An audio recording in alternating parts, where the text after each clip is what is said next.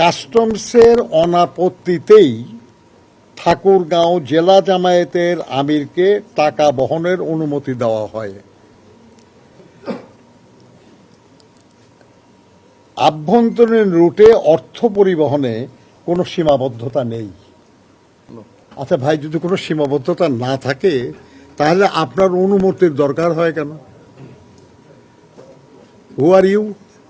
আমার যদি কোনো সীমাবদ্ধতা না থাকে আমি তার অনুমোদনের জন্য যাব কেন? অনুমতির কোনো প্রয়োজন আছে? তাহলে ওনার প্রথম কথার সঙ্গে দ্বিতীয় কথা তো বলল না। আরো গুরুত্বপূর্ণ যেটা, সেটা হলো যে আপনার কাছে জানতে চাইছে কি এটা? আপনার কাছে তো কেউ জানতে চায় নাই।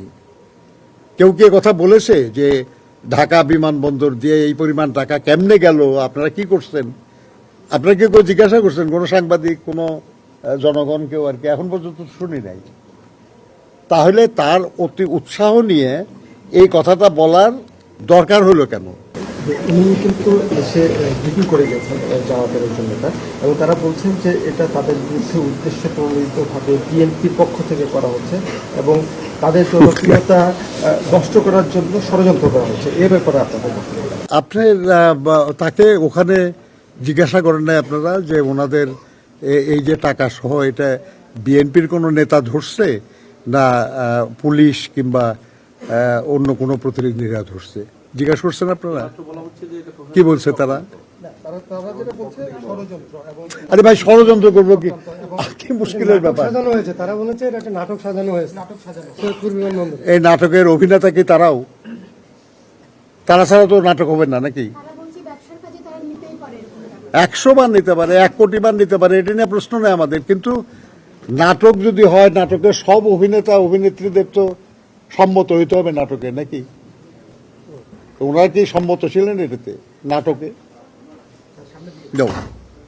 আমার প্রশ্ন যেটা, সেটা হলো যে তাদের, আমরা তো জানতামও না, আমাদের জানার কথা না, কারণ এটা ধরেছে পুলিশ। আমরা যতটুকু জানি, পুলিশ কি বিএনপির পুলিশ নাকি? আমরা বিএনপি ক্ষমতা এখন, আমাদের হুকুম মতো চলে বিএনপি, এ পুলিশ লোক তো বরঞ্চ অন্য কথা বলে,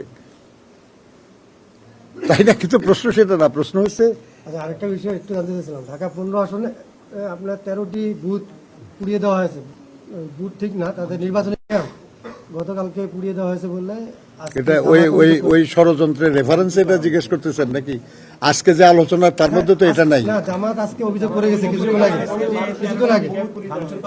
খুবই অন্যায় হয়েছে যদি কেউ করে থাকে, খুব অন্যায় হয়েছে, এবং আমরা দাবি করব যেটা উপযুক্ত তদন্ত করে যেই করে থাকুক তার দৃষ্টান্তমূলক শাস্তি দেওয়া হোক।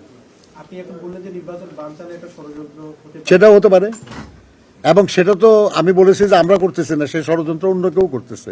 কাজে এই ঘটনাও তারাও ঘটায় থাকতে পারে।